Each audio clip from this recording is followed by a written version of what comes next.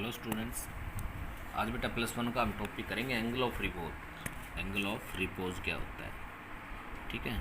Angle of repose is the maximum angle of the incline eight which the body stage at rest. यानी inclined plane के ऊपर वो maximum angle है जिसके ऊपर बॉडी क्या है, इंक्लाइंड प्लेन के ऊपर रुकी हुई है। और दूसरा कहते हैं it is the maximum angle at which block is just about to slide. वो मैक्सिमम एंगल है जिसके ऊपर ब्लॉक क्या करेगा, ये चलने वाला। देखिए कोई भी इंक्लाइंड प्लेन है, ये ले लेता हूँ मैं इंक्लाइंड प्लेन।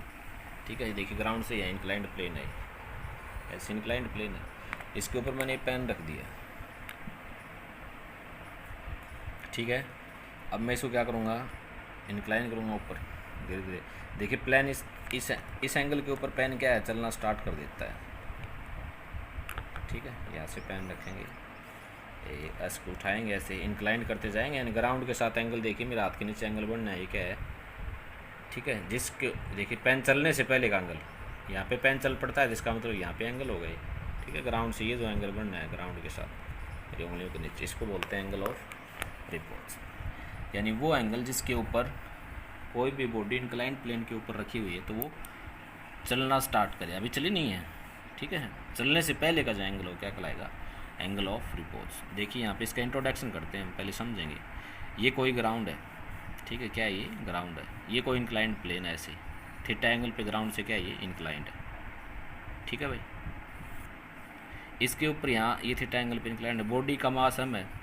ठीक है, तो ये नॉर्मल रिएक्शन होगी।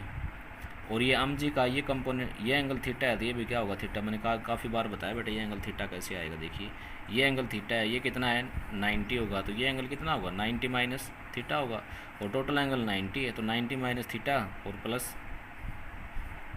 ठीक है, यानी ये एंगल क्या बन जाएगा, थीटा बन जाएगा। सीधा आप याद रख लो, आप सीधा याद रख लो बेटा, इंक्लाइंड प्लेन पे ये एंगल थीटा है तो उसका ये यहाँ पे एंगल कितना होगा, थीटा होगा।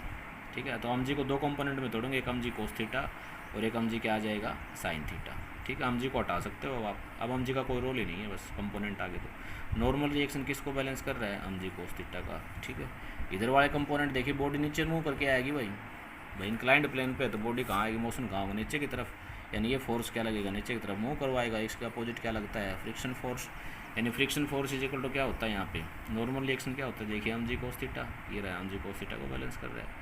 मैक्सिमम फ्रैक्शन क्या होगा, फ्रैक्शन लिमिटिंग होगा, यही तो होता है। इसके बाद बॉडी अगर मूव कर जाएगी ना तो काइनेटिक फ्रिक्शन आ जाएगा बॉडी में।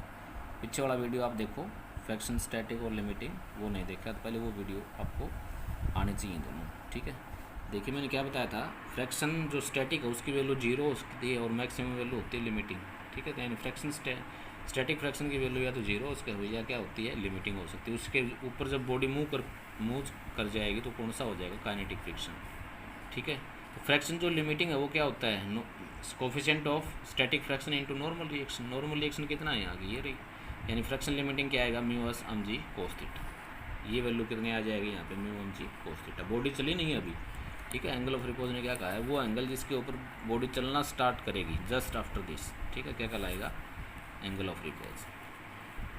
तो यानी क्या हुआ यहाँ पे, देखिए पहले थीटा अगर स्मॉल है, थीटा अगर छोटा है, देखिए वो इंक्लाइंड प्लेन इतने एंगल पे है, फिर उठाएंगे एंगल बढ़ता जाएगा बढ़ता जाएगा बढ़ता जाएगा, यहाँ आने के बाद बॉडी चलने वाली है। This is the angle of repose with ground. Theta जब स्मॉल है तो साइन थीटा क्या होता है, स्मॉल होगा। कोस थीटा क्या होता है, लार्ज होता है। एग्जाम्पल लेके देख लो, साइन 0 डिग्री की वैल्यू 0 होती है और कोस 0 डिग्री की वैल्यू कितनी होती है, 1 होती है। तो जब भी थीटा स्मॉल होता है साइन थीटा की वैल्यू स्मॉल होगी भाई। ठीक है, कोस थीटा की वैल्यू क्या होगी, लार्ज होगी। ये एग्जाम्पल से याद रखिए, क्योंकि साइन 0 डिग्री स्मॉल है तो कितना होती है, 0 वैल्यू। स्मॉल है कोस 0 डिग्री कितना होता है, 1 होता है। तो यानी यहाँ पे जब थीटा स्मॉल है तो एम जी साइन थीटा क्या होगा, एम जी साइन थीटा कम है और mu m g cos theta क्या होगा, ज़्यादा होगा। Friction force, body will not move और स्लाइड। बॉडी अभी चली नहीं है। बॉडी कब चलेगी, जब अप्लाइड फोर्स ये ज़्यादा हो जाए और ये फ्रिक्शन क्या हो जाए, कम हो जाए, तो बॉडी चल पड़ेगी। अब थीटा को बढ़ाएंगे भाई हम। ठीक है, थीटा को बढ़ाएंगे। देखिए थीटा को बढ़ाएंगे तो साइन थीटा क्या होगा, इंक्रीज होगा। साइन थीटा अगर इंक्रीज होगा तो कोस थीटा क्या होगा, डिक्रीज होगा। समझ में रहेगा, साइन थीटा इंक्रीज होगा तो कोस थीटा क्या होगा, डिक्रीज होगा।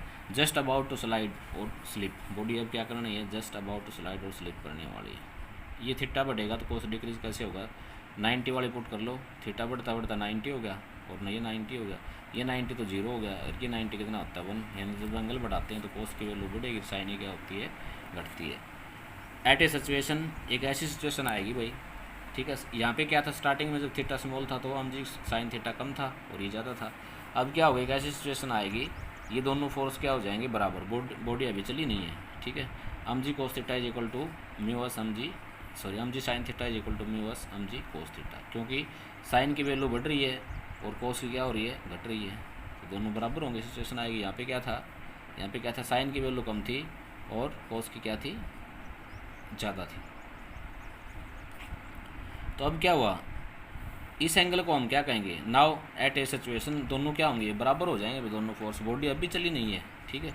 इसलिए हम थीटा को पुट कर देंगे थीटा आर, यानी क्या होता है एंगल ऑफ रिपोज, यानी हम जी साइन आर, ठीक है, इज इक्वल टू क्या होगा mu s cos theta r. Theta को हम क्या पुट कर देंगे यहाँ पे एंगल ऑफ रिपोज, यानी थीटा आर बोलेंगे इसको, किसी बुक में डेल्टा से ले सकते हैं।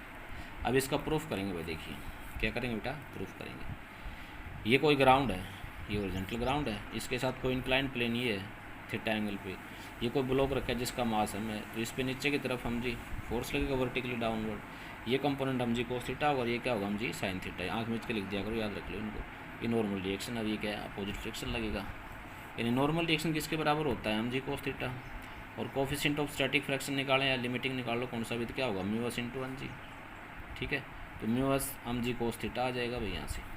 Value eight which block will stay at rest, वो वैल्यू जिसके ऊपर ब्लॉक क्या करेगा, रेस्ट पे रहेगा, यानी फ्रैक्शन जो स्टैटिक है बराबर किसके होना चाहिए, हम जी साइन थीटा। ये तो फोर्स लगा रहा है नीचे बॉडी को लेके आना चाह रहा है, फ्रिक्शन फोर्स बॉडी को ऊपर रखना चाह रहा है, इसका मतलब जो बॉडी रेस्ट पे कब तक रहेगी, जब तक ये दोनों बराबर हों।